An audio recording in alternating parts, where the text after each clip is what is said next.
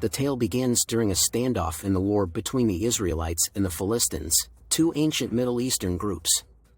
The Philistines had a warrior named Goliath, who was a giant of a man, standing over 9 feet tall according to the Bible. Every day for 40 days, Goliath would come out and challenge the Israelites to send out a champion to fight him in a one-on-one battle, a common practice in the ancient world. However, Goliath was so massive and intimidating that no Israelite soldier dared to face him, and King Saul was in despair. It was during this time that David, a young shepherd boy and the youngest son of Jesse, came to the battle lines to deliver food to his 3 older brothers who were soldiers in Saul's army. Hearing Goliath's challenge, David volunteered to fight the Philistine giant.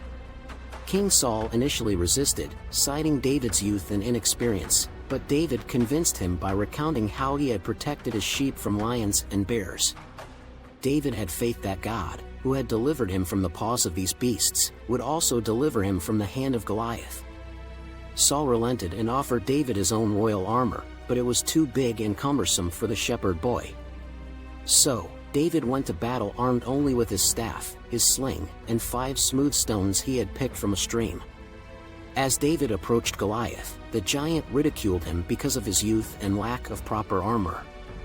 But David replied, "You come to me with a sword, a spear, and a javelin, but I come to you in the name of the Lord of hosts, the God of the armies of Israel, whom you have defied."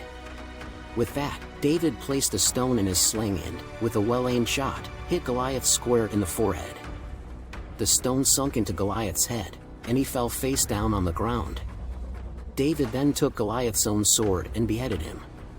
This victory over the Philistines led to David's great popularity in Israel, which eventually helped him to become king after Saul. The story of David and Goliath has since become a symbolic narrative about the triumph of faith and courage over seemingly insurmountable odds.